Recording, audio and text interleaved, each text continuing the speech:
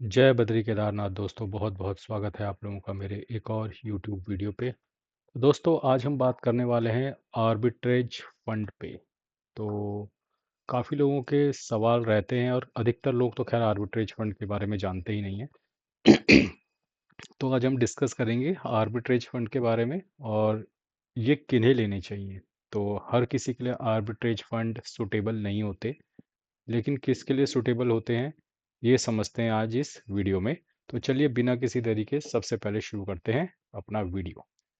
और देखिए, सबसे पहले आके समझते हैं कि व्हाट आर आर्बिट्रेज फंड। तो अगर आप ध्यान से पढ़ोगे इसमें, arbitrage funds are the type of hybrid mutual fund that generates return by exploiting price difference between the markets, primarily the cash spot and the derivative future market for the same asset. They work by simultaneously buying the asset in the cheaper market and selling it in the more expensive market, aiming to lock in a risk-free profit from the price discrepancy. These funds are often considered low risk and taxed as equity funds, making them suitable for conservative and tax conscious investors। ठीक है, अभी मैं आपको बता रहा हूँ अंग्रेजी में जो जो चीजें लिखी हुई हैं, बाद में मैं हिंदी में सरल भाषा में आपको बताता हूँ कि क्या करना है। पहले तो आप ये समझ गए कि आर्बिट्रेज फंड क्या होता है।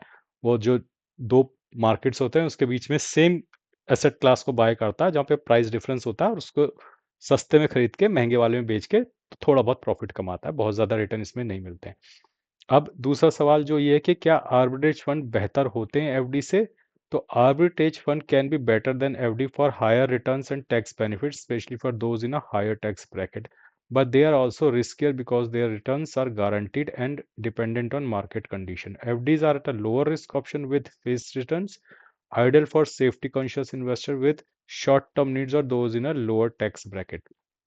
तो भैया ये बोल रहा है कि आर्बिट्रेज फंड उनके लिए बेहतर होते हैं जो हायर टैक्स ब्रैकेट में आते हैं, यानी कि मेरे जैसे लोग जो 30% टैक्स ब्रैकेट में आते हैं।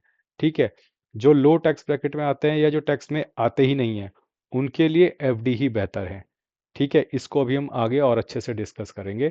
अब आइए देखते हैं कि हिस्टोरिकल डेटा में कि कौन कौन से आर्बिट्रेज फंड जो हैं हिस्टोरिकली सबसे अच्छा रिटर्न देते हैं। तो लगभग आप 10 साल के रिटर्न पे अगर देखोगे तो आपको दिखेगा एडलवेज, निपॉन, कोटक, जिन्होंने देखे होंगे 6.57, 6.49, 6.4। तो बहुत ज़्यादा अंतर नहीं होता, तो लगभग बराबर जैसे रिटर्न रहते हैं।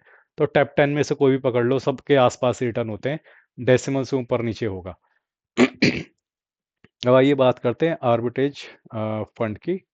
तो अब ये देखो कि इसने लॉन्ग टर्म जो है 6.7% की एवरेज दी है। अब आप इसे आज के एफडी रेट से कंपेयर करोगे तो आप कहोगे यार आजकल तो एफडी रेट 7% है, लेकिन इसने लॉन्ग टर्म में 6.85% दिया है। तो लॉन्ग टर्म में हमेशा आपका एफडी रेट 7% नहीं रहता। ऐसा भी समय था कुछ साल पहले जब हमारा एफडी रेट 5.2 था। ठीक है, ये तब भी 6 साढ़े 6% दे रहा था। ठीक है, तो यहाँ पे आप देख सकते हो। तो ये उतना ही रिटर्न देता है लगभग जितना एफडी देता है।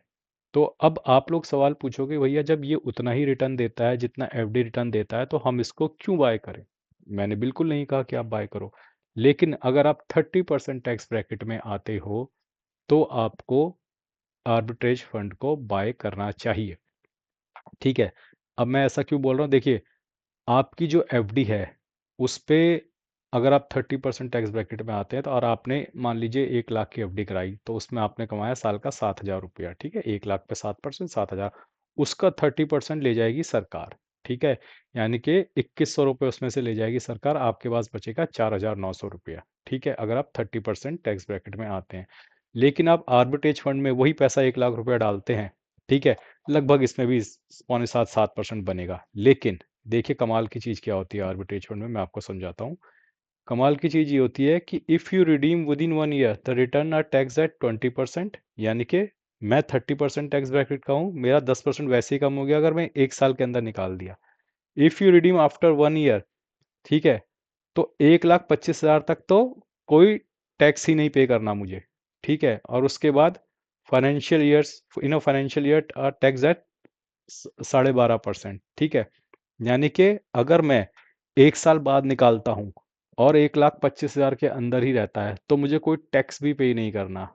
ठीक है, और जो अगर 1,25,000 से ऊपर निकल भी जाता है तो मुझे टैक्स क्या पे करना है, मात्र 12.5%। तो मैं 30% से 12.5% पे आ गया अगर 1,25,000 से ऊपर के रिटर्न है, और अगला 1,25,000 से अंदर के रिटर्न है तो मैं 30% से 0% पे आ गया।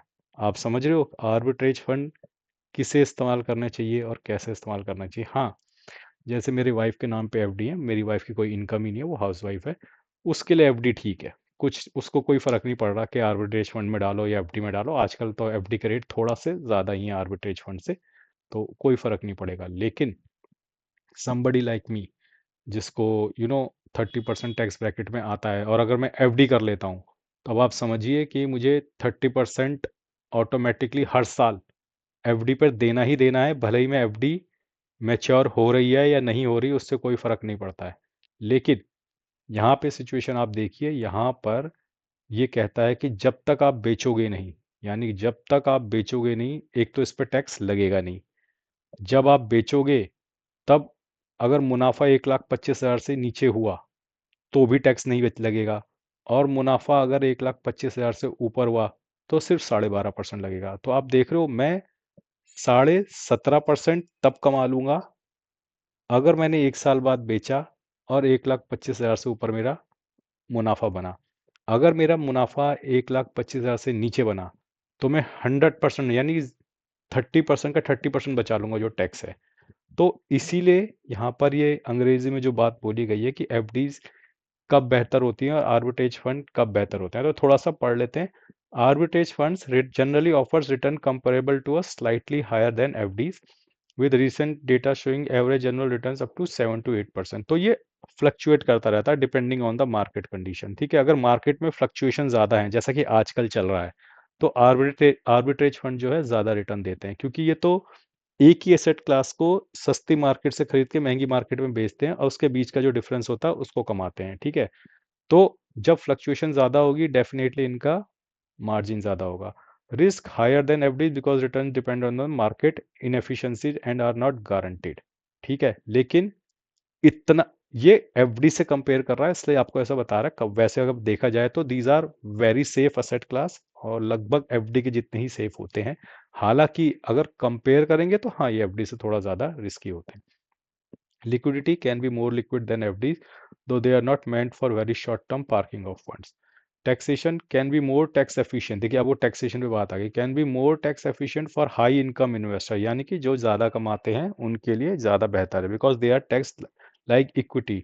Short term capital gains at 15%, ये पुराना है, अभी अपडेट नहीं हुआ यहाँ पे, तो ये अभी भी पुराना वाला रेट दिखा रहा है। अब तो 20% हो गया, holding period is less than 1 year. Long term capital gain अब 12.5 हो गया। Best for investor in higher tax bracket, देखो ये ध्यान से पढ़ो। In best for investors in higher tax bracket who needs to invest for a fewer month to over a year, थोड़ा लंबे समय के लिए डालें।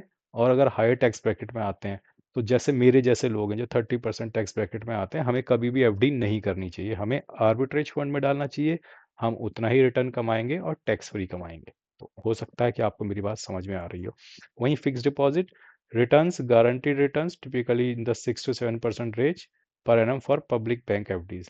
Risk, low risk investment with guaranteed returns up to the maturity date. Liquidity, less liquid than arbitrage fund. Early withdrawals may incur a penalty। अच्छा, इसमें early withdrawal अगर आप करोगे तो पेनल्टी भी होती है। जैसे मान लो आपने 3 साल का लगा लिया या 5 साल का लगा लिया तो इसमें पेनल्टी भी लगती है, लेकिन आर्बिट्रेज फंड में ऐसी कोई पेनल्टी नहीं लगती। बस ये होता है कि अगर आपने एक साल के अंदर निकाल लिया तो 20% के हिसाब से टैक्स लगेगा, और अगर आपने एक साल के बाद निकाला तो 12.5% के हिसाब से टैक्स लगेगा। और 1,25,000 के अंदर रिटर्न है, 1 लाख एक साल के ऊपर, तो 0% टैक्स लगेगा। Taxation interest earned is added to your total income and tax at your individual income tax slab rate. Best for safety first investor those in lower tax brackets, those in lower tax and for emergency funds where safety and liquidity are top priority. ठीक है, तो ये चीज़ें मैंने आपको हिंदी में भी बता दी, यहाँ पे अंग्रेजी में जो लिखा था वो भी मैंने बता दिया। तो अब जैसे आप देखो, आर्बिट्रेज फंड का चार्ट मैंने आपको खोला है, एडलवेस से खोला है, ये बेस्ट परफॉर्मिंग फंड है। तो आप देखो, तो इसमें रिस्क नहीं होता, यहाँ पे लिखा हुआ भी है लो रिस्क। ठीक है, तो अब जैसे कोविड में मार्केट गिरा तो ये इसमें कोई गिरावट नहीं है, आप देख रहे हो ये चल ही जा रहा है, आराम से चल रहा है। ठीक है, इनफैक्ट जब कोविड में गिरावट आई तो ये इसका रिटर्न थोड़ा जंप कर गया। अभी देखो ये एकदम समतल लाइन में चल रहा है, क्योंकि जब मार्केट में गिरावट आती है यानी कि वॉलेटिलिटी हाई हो जाती है, तो जब मार्केट क्रैश करता है एक्चुअली में आर्बिट्रेज फंड के रिटर्न बढ़ जाते हैं। आमतौर पे ऐसा देखा गया है। तो क्योंकि वॉलेटिलिटी आती है मार्केट में, तो प्राइमरी मार्केट और सेकेंडरी मार्केट में सेम एसेट क्लास के जो प्राइस का है वो डिफरेंस फ्लक्चुएट करने लगता है, और ये उस फ्लक्चुएशन से ही कमाते हैं। ठीक है। तो आप देखोगे यहाँ पे कोई फॉल नहीं आया, तो ये देखोगे आमतौर पे आर्बिट्रेज रन एक सीधी कंसिस्टेंटली 6-7% वाली ग्रोथ लाइन पे चलते रहते हैं। ठीक है। तो इनमें कोई दिक्कत नहीं होती, फिर मार्केट की ग्रोथ के साथ ये थोड़ा थोड़ा बढ़ते रहते हैं, ये भी बढ़ते रहते हैं। तो मेरे हिसाब से अब आपको समझ में आ गया होगा कि आर्बिट्रेज फंड क्या है, किस तरीके से वो कमाते हैं, और किन लोगों को उसमें इन्वेस्ट करना चाहिए। अगर आपकी कोई इनकम नहीं है, आप लोअर टैक्स ब्रैकेट में हैं, आप एफडी में हैं, बिल्कुल एफडी में रहिए। लेकिन अगर आप हायर टैक्स ब्रैकेट में आते हैं और आपको एफिशिएंटली अपना टैक्स मैनेज करना है, अपने टैक्स को बचाना है, तो आप आर्बिट्रेज फंड में इन्वेस्ट कर सकते हैं। आपको 30% हर साल पे करने की ज़रूरत नहीं है। आप मामूली सा टैक्स पे करके इसमें, और इसमें टैक्स तभी लगेगा जब आप बेचोगे, यानी कि अगर आपने 20 साल तक नहीं बेचा तो उसमें टैक्स भी नहीं लगेगा। और टुकड़ों टुकड़ों में बेचा कि आपका एनुअल रिटर्न 1,25,000 से कम का है, तो भी टैक्स नहीं लगेगा।